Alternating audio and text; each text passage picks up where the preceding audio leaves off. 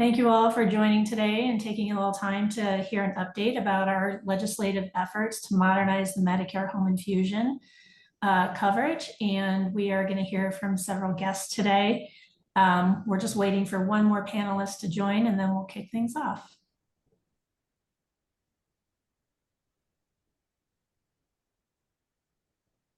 And there she is. Hi, Ashley.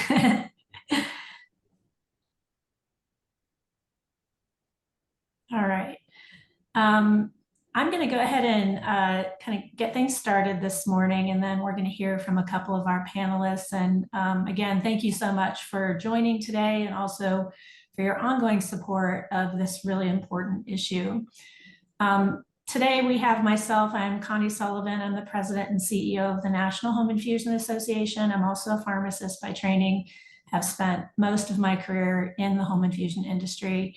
And then we're very fortunate to actually have a patient with us today, Ashley Graves, who is a recipient of home infusion services from Alexandria, Virginia, who also happens to unfortunately be hospitalized and is still joining us today from her hospital room. And so we're very appreciative of that, Ashley, and look forward to hearing more about your story. We also have someone representing the health system provider community. We have Warren DePong, who works for the University of Michigan, and is going to talk about how this legislation and this benefit impacts providers. And Shay McCarthy, who most of you know, who invited you to this webinar, is our Director of Legislative Affairs. So Shay and I will kick things off with a quick overview of where we stand with our legislation, and then we're going to hear from Ashley and Warren. So most of you, I think, are somewhat familiar with home infusion and how it impacts the stakeholders that you represent. But generally speaking, I think we all have agreement that home infusion improves the quality of life for those who rely on it as a service. It allows patients to get back to putting their life as their first priority, whether it be family, friends, or work related, school related. It just allows them the flexibility to have a more fulfilling life while they receive the treatment that they need. Also, very importantly, home infusion is becoming more and more the way that patients who live in rural areas or who are disabled or have transportation challenges, which is obviously a lot of our Medicare age recipients, people who are seniors or have disabilities. This is how they receive medications that are administered through infusion devices. And so it's very important for that population. Also, we know that by getting patients out of facilities, that it lowers their risk of secondary infections.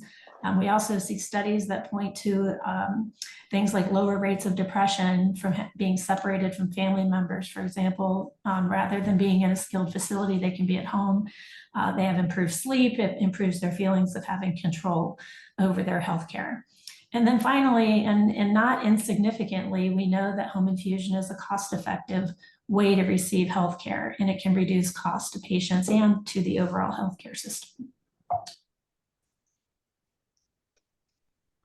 Just a quick update about the service model, because it's relevant to why we have structured our bill the way that we have, is that home infusion is very much centered around a pharmacy. The pharmacy is the kind of the hub that coordinates all the other components of care. And without a payment system that supports that pharmacy infrastructure, home infusion can't be as effective as it would be expected to be. So we need someone to coordinate the care with the physician or the prescriber, the hospital system that could be discharging the patient, with the nurse that's going to go out and see the patient in the home. And it's the pharmacy that helps build that entire plan of care. It's the pharmacy that coordinates and provides all the supplies that are needed, the equipment that's needed, and obviously performs any sterile compounding of the medication. Our goal is that we send everything that is needed to the home so the nurse can just basically arrive at the home. Everything should be there for the family, for the patient to be able to do their infusions. But it takes a lot of infrastructure. The pharmacy should hopefully be in a proximity that they can provide same-day responsiveness to any patient needs. They also provide 24/7 pharmacist availability for that support.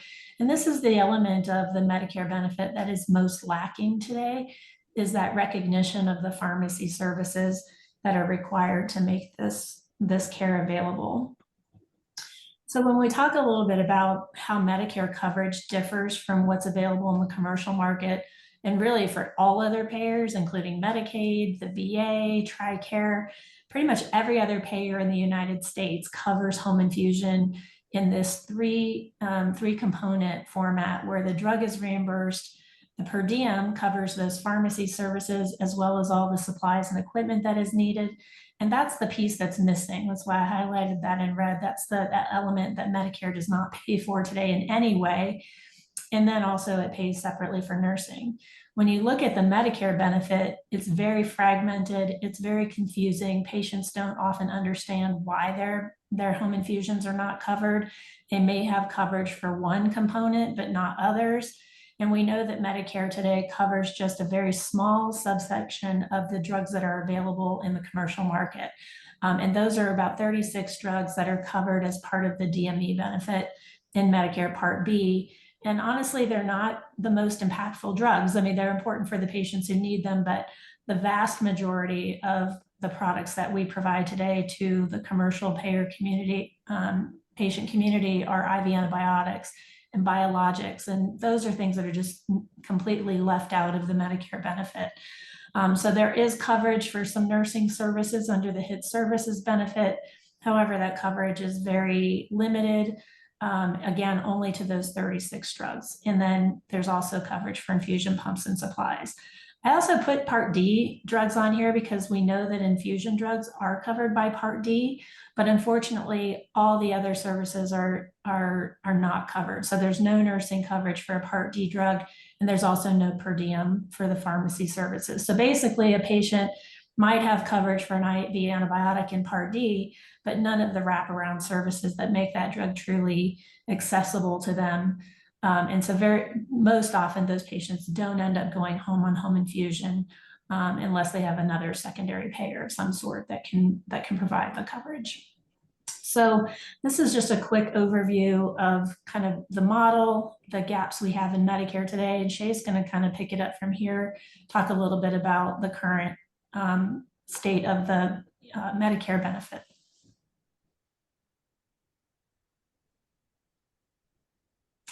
Sure, Connie. I'll go relatively quickly. And if we could just step back to the last slide, what we see is that in Medicare specifically, there are some unique access challenges. CMS has been publishing data on the implementation of Medicare's home infusion benefit. And what we've seen is compared to the expectations from the Congressional Budget Office and other analysts when this benefit was actually created as part of 21st Century Cures, that implementation has fallen significantly short in providing access. You can see just based on the map and access around the country, what you see is really a patchwork of access that is narrowly concentrated in a handful of states. Most states around the country had less than 100 total home infusion service visits in a single year, which represents really just a handful of patients in most states having access to this benefit. The Congressional Budget Office estimated that about 25 million infusions a year would occur in the home setting as a result of the creation of a home infusion benefit in Medicare. But unfortunately, with most providers choosing not to participate in the program, with reimbursement and coverage failing to support adequate access, what you've seen is about 25,000 infusions per year total being covered around the country. Just to do some back of the envelope math, that's about 0.01% of what CBO initially anticipated when this benefit was created. A big part of that challenge is the fact that providers, for the most part, have not been enrolling in Medicare as a result of Medicare's coverage limitations. CMS's data shows that there are about 70 providers participating out of about 1,000 across the entire industry.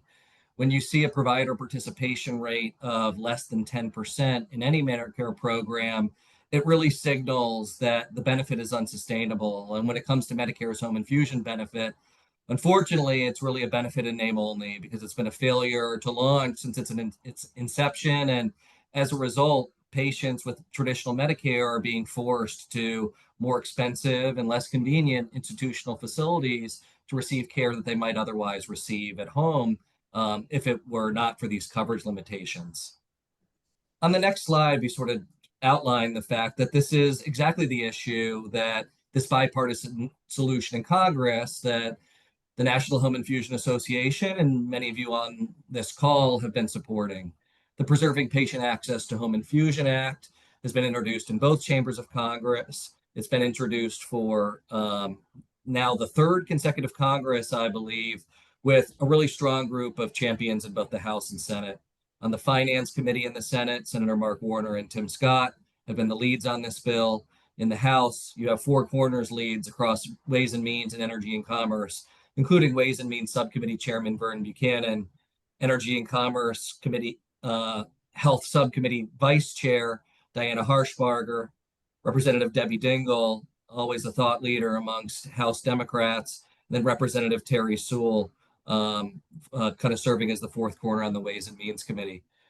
Recapping at a very high level, the bill makes two major changes that address these coverage issues. Firstly, it reflects home infusion coverage. It requires home infusion coverage to reflect the full range of HIT services, regardless if a professional is physically present in the home. The vast majority of home infusion services are provided remotely, and this limitation in Medicare's coverage to having what might be a once-a-week nursing visit be the only trigger for reimbursement when home infusion providers are maintaining 24/7 responsibility for patients is one of the preeminent challenges that has resulted in today's access issues. I think secondly, and an issue that I know is really important to a lot of patient communities that we talk to, as well as a lot of hospitals and health systems, is the fact that IV anti-infectives, which represent about 50% of the home infusion utilization that you see in the commercial market, are generally not covered under Medicare as it stands today.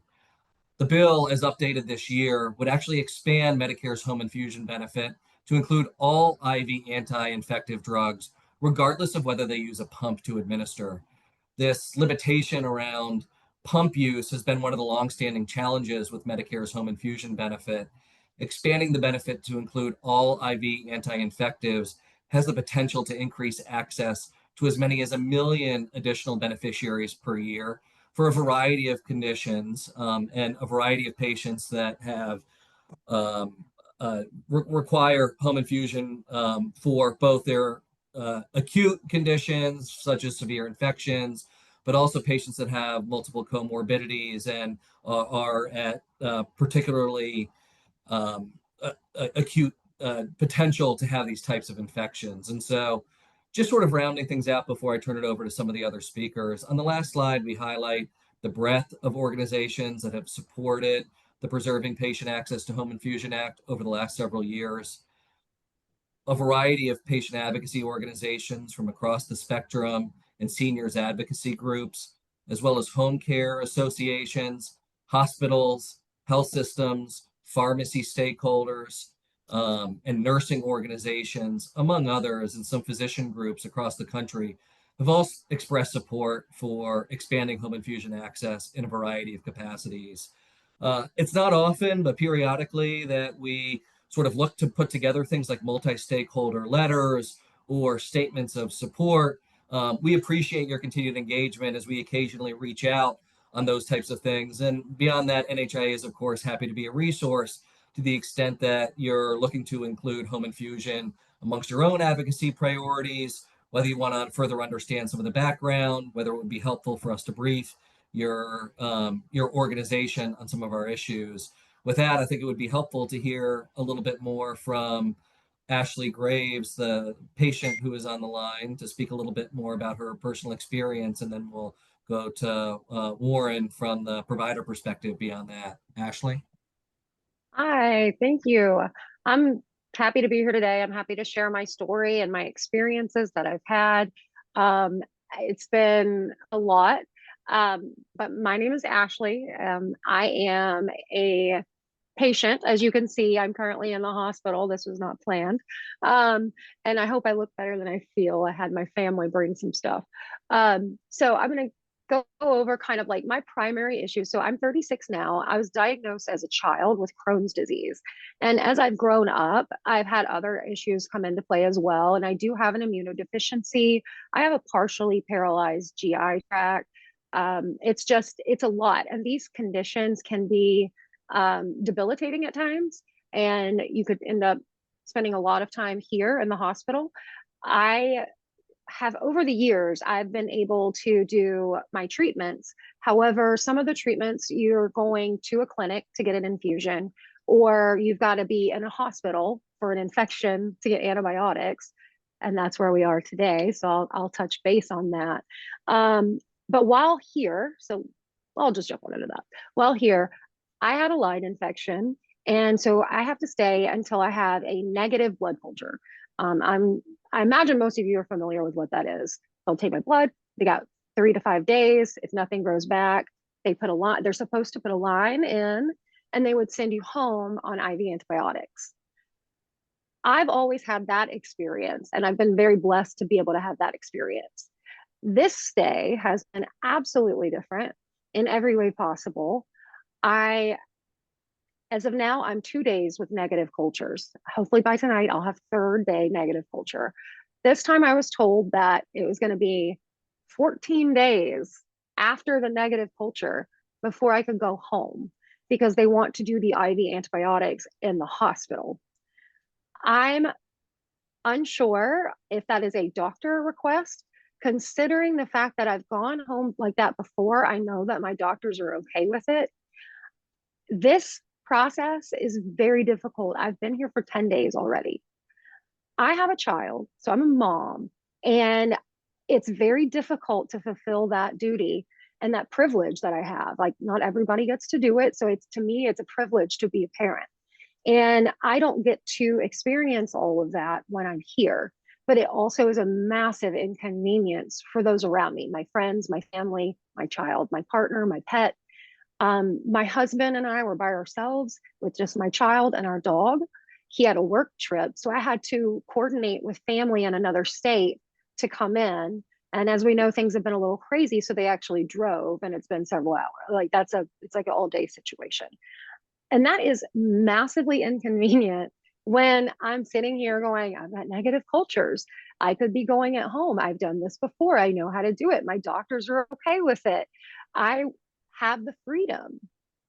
However, this time that's changed, and it's caused a massive, massive issue with how I'm having to manage life in general. And it also makes it incredibly difficult to heal because when you're in the hospital on top of getting that medication and you don't feel well, if your mind is not okay, that mental component, which I will argue with anyone, a mental component is almost, it's definitely rivals the actual physical condition. When you can keep your head in the right place, then you can focus on getting better. When I'm focused on being stressed over who's going to get my child to school, who's going to make sure he gets to this practice, who's going to get my grocery shopping done, like all of the things, you stress over it. So with that, and then you're in the hospital feeling that, and then you've got all these things, then you enter other parts outside of your control, such as your roommate that you have to share in the hospital. I was blessed to be able to be moved to a private room because I had a roommate with E. coli. We are divided by a tiny little curtain. That's it, just a little curtain. They hear everything that's happening with me. I hear everything that's happening with them. We're sharing a toilet, whether you have to have GI issues or whatever. And there's certain things that they make you do at the hospital that you don't do at home. And you have to do that with someone else in the room with you. And it's just an odd, uncomfortable, mentally stressed out position. With the immune system, you're increasing the risk. With the lack of immune system, I'm increasing the risk of myself getting not only worse, but other hospital-acquired infections. So you're looking at things like MRSA, that's resilient to the antibiotics. You're going to have a much harder time. You're looking at things like C. difficile, which is a bacteria that grows in the gut and can cause a potentially fatal gut infection. These things, you're very unlikely to acquire them outside of a hospital. So you put your sick patient in, someone like me or an elderly person. Most people don't look at Medicare and think, oh, there's a young woman on Medicare.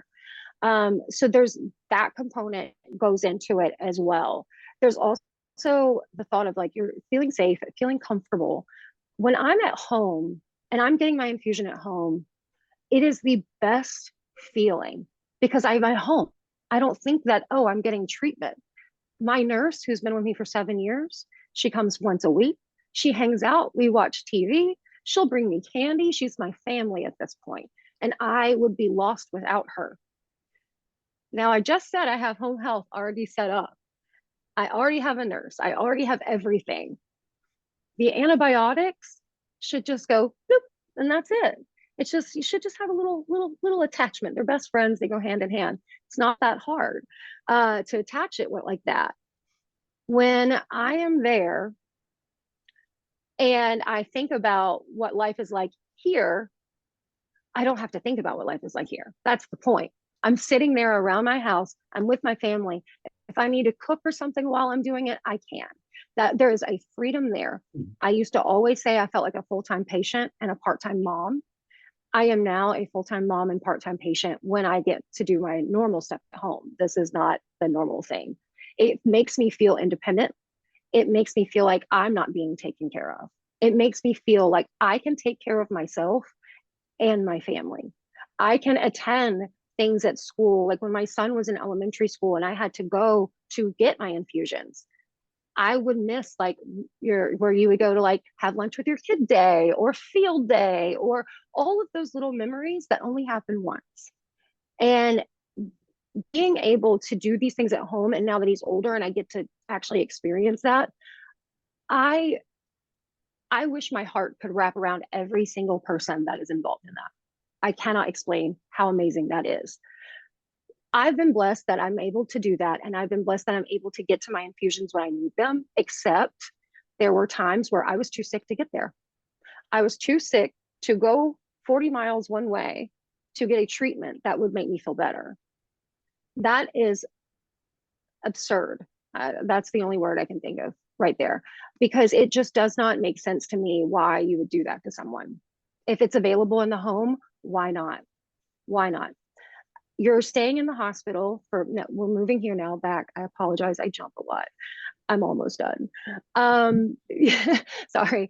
But when I'm here, the biggest thing that I've had, and I've mentioned this to Shay and Connie, and I don't know how this would work, but there has been a time where on a Friday, they say, you're clear. We're going to get your PICC line in, that's in the arm. We're going to get your IV set up and you can go home as soon as we know that the infusion company will have your stuff that night. So on Friday afternoon, if I already have my stuff set up. I've been lucky enough that in the past I've gotten to go home. However, there are a lot of patients like me that don't have that set up. They're unable to get that done on Friday. So what happens? They are forced to stay in the hospital the entire weekend so they can receive that medication. So that takes us back. We're opening ourselves to infection. We're opening ourselves to that mental stress, the family inconvenience. You're also looking at a waste of taxpayer money, if I'm just going to be flat out blunt and honest, because I'm in a room that somebody else could use. I'm using items that somebody else could use. I don't need to be here. So I'm at a higher risk to continue to get sick. And on top of that, I am also spending money that's completely unnecessary.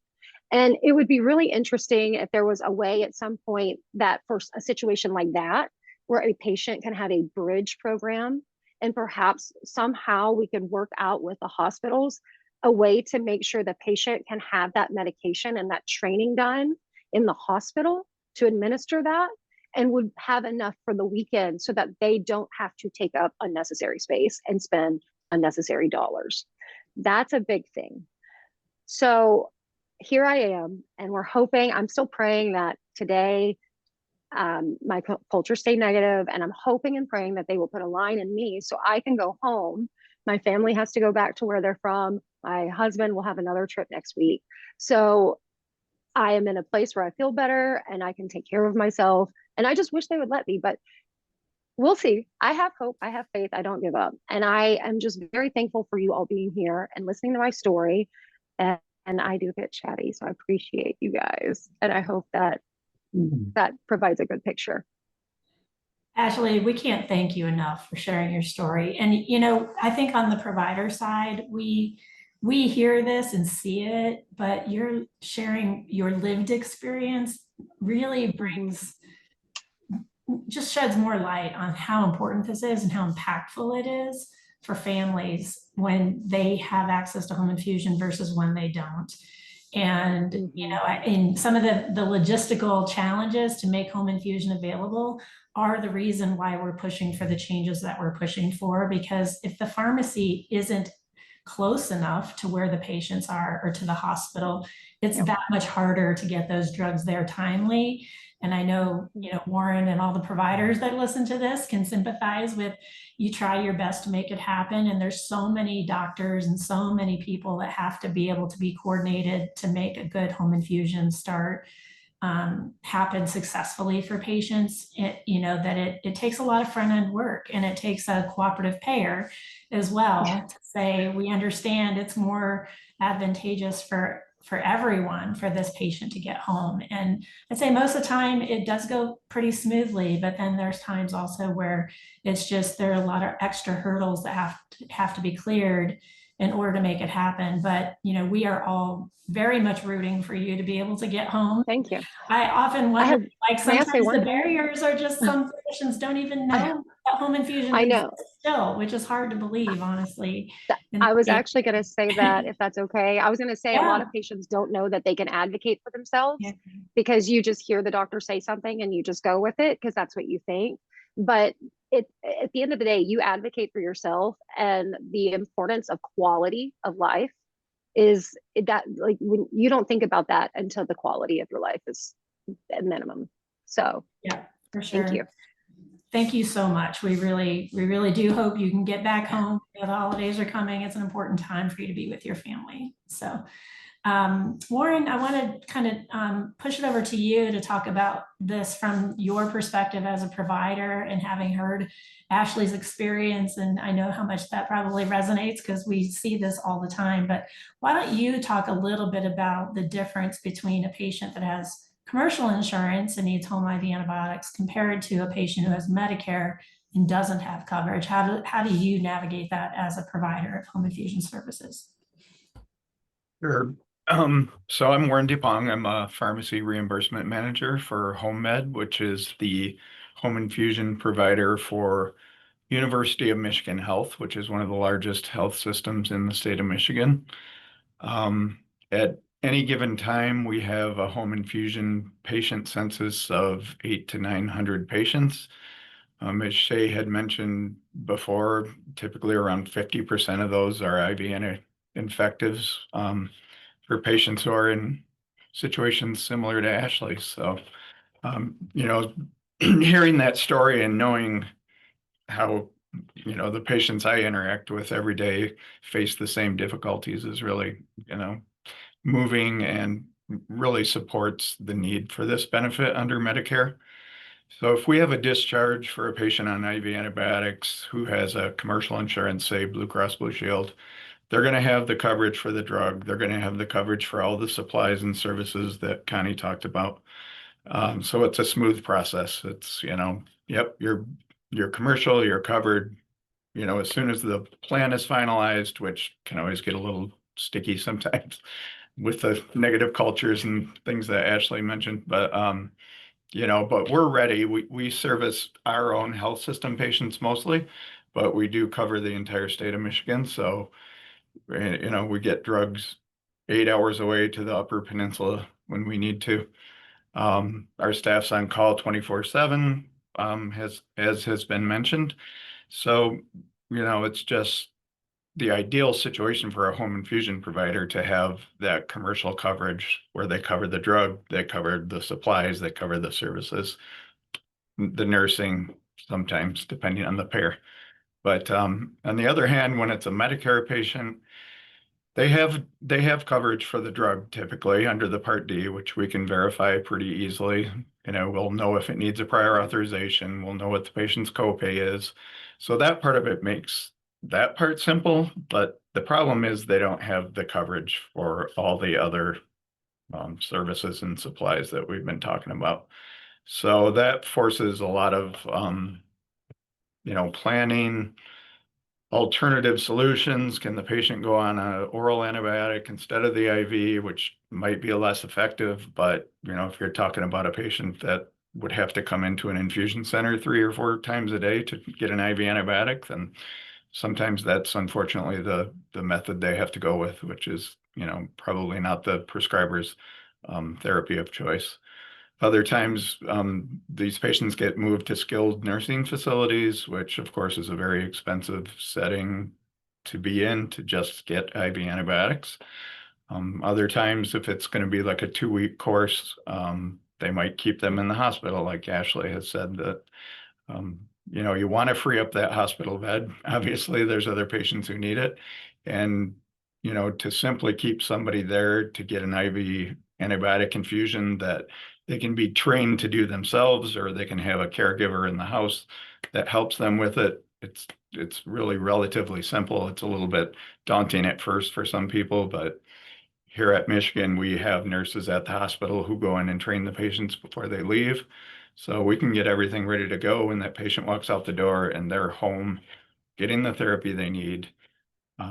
And it's covered by their insurance as it should be. So, and it just leads to a lot of confusion among patients and prescribers, frankly, because they don't understand why something that's a standard of care really is not covered by this particular insurance, and especially being Medicare, which, given that patient population, they're often the ones most in need of the therapy. Warren, that's great to kind of have you clarify that. I do have a question, or maybe ask you to speak a little bit to Medicare Advantage, because I think while that sometimes can act more like a commercial plan, it's also maybe more challenging to navigate as a provider. Can you kind of speak to that a little bit, and how Medicare Advantage tends to handle home infusion? Yeah, certainly. And that's a really relevant topic right now because in the past, a lot, home infusion is a small portion of the healthcare system overall. So benefit plans, including that, can be hit or miss. But one of the advantages in years past of Medicare Advantage plans, as opposed to fee-for-service Medicare, has been that they offer enhanced home infusion service benefits. So they would offer the same thing their commercial plan would. Unfortunately, in recent, over the past year or year and a half, we've seen more and more Medicare Advantage groups drop that enhanced home infusion benefit, I suppose due to what they believe will be cost savings, which we know really won't be. But so yeah, that's become harder. Our Blue Cross, is our major payer in Michigan, and their Medicare Advantage plan is obviously the biggest one we have here. And I mean, we used to have a list of probably 50 groups that included enhanced home infusion benefits, and that's down to about 5 now.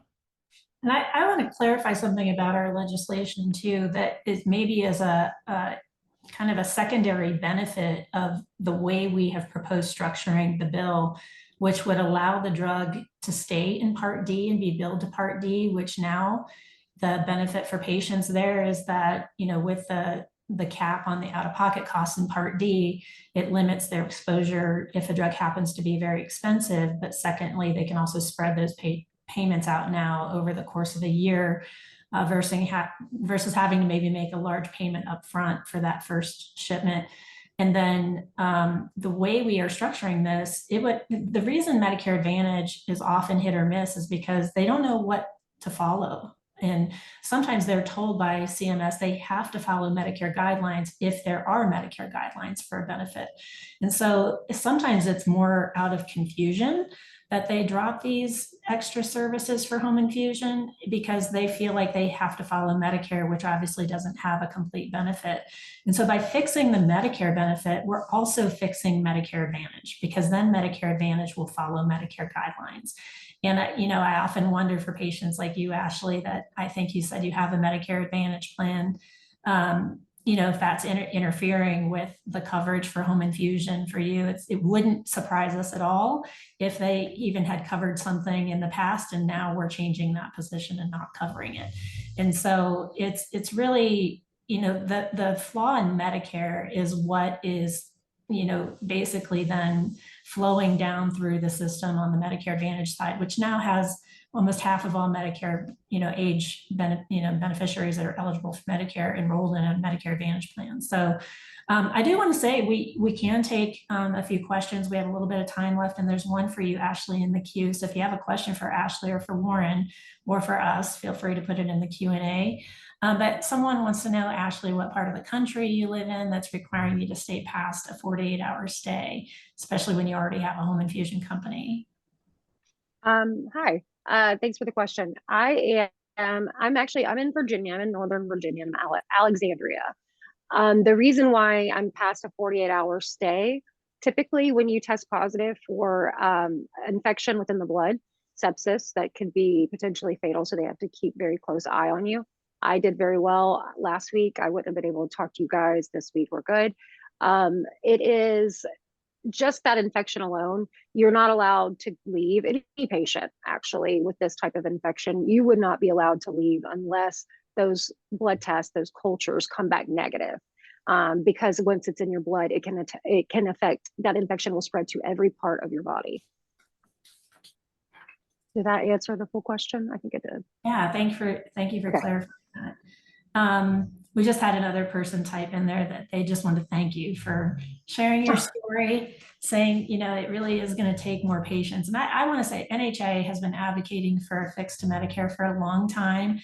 The form of that fix has evolved over the years. And I can say, honestly, of all the bills I've worked on in my career at NHIA, I am most excited about where we are right now with the proposal we have. We thought we had, a victory when they passed the home infusion therapy services benefit back with 21st Century Cures.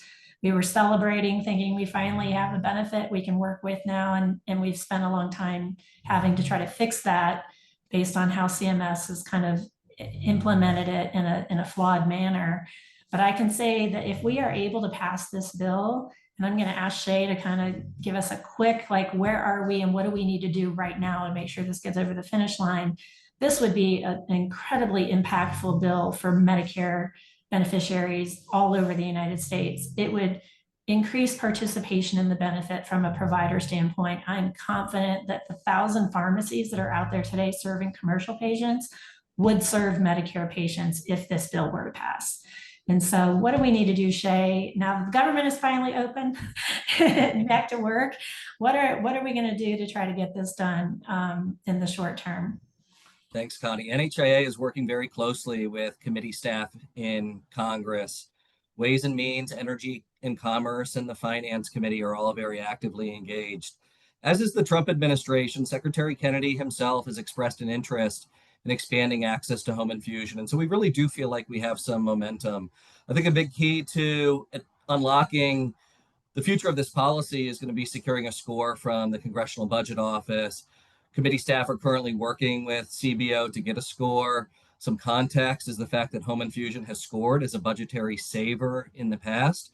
I think this policy becomes especially appealing when staff and members realize the potential to create some cost savings, as the environment for healthcare policy is oftentimes searching for offsets to pay for whether it's expiring policies or member-specific provisions. We have strong bipartisan support and are looking to grow that. One of the things that we are actively doing right now is soliciting co-sponsors for the legislation. Just last week, NHIA held over 130 meetings on Capitol Hill as part of our annual fly-in.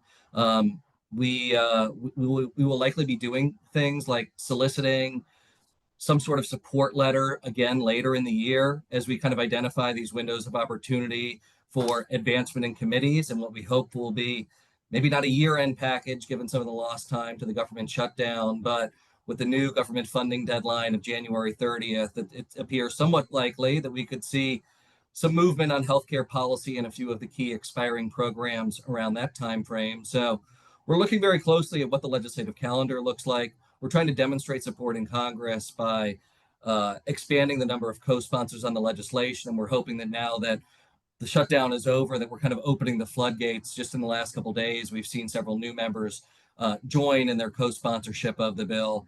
And your organizational endorsements certainly go a long way in that. So that's kind of where we stand, Connie. And we kind of feel as optimistic as ever that we've checked a lot of the boxes on policy for a long time, but from a process perspective, we're kind of further along in the context of Congress actively considering our bill as they're heading into the next potential healthcare package than we have been in the past. And so we are poised to finally get this thing over the finish line, and we're eager to manifest your support in any way possible. Okay, thank you. Shay, there's a question from a patient that is asking, what can patients do to help get the bill passed? Individual patient outreach is like the number one thing to get any individual member of Congress on the piece of legislation. For Vincent or any others on the line, I'd suggest you reach out to me at NHIA. I don't know if we have a slide, Connie, towards the end that we could put up that might have my email address on it. It's shay.mccarthy@nhia.org. Reaching out to me, and I can help connect you with your local members of Congress. I can help you craft your outreach, identify the appropriate staff contacts, and kind of serve as a liaison to hopefully earn the co-sponsorship and support of your individual members. Also, folks like Ashley have been helpful in lending their voices at a higher level in Congress through things like writing letters to the committees of jurisdiction.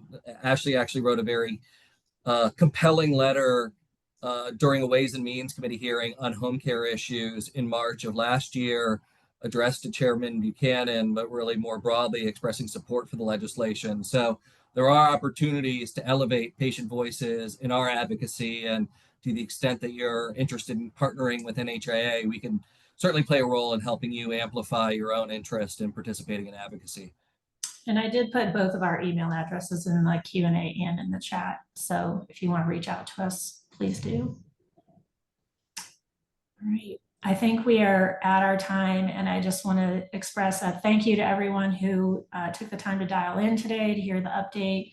Thank you so much to Ashley and to Lauren for joining us today and sharing your story, Ashley. And we're wishing you all the best and continued success with negative blood cultures, keeping our fingers crossed for you to get home quickly. And thanks, Warren, and all you do at the University of Michigan to support patients every single day. I know how challenging this is, but it's also the reason we're also passionate about getting this policy passed, because we know the difference that it makes in patients' lives. So thank you, everyone. And we will continue to keep you posted on the progress of our legislation. Thank you all so much. Have a great day. Thank you. Thanks.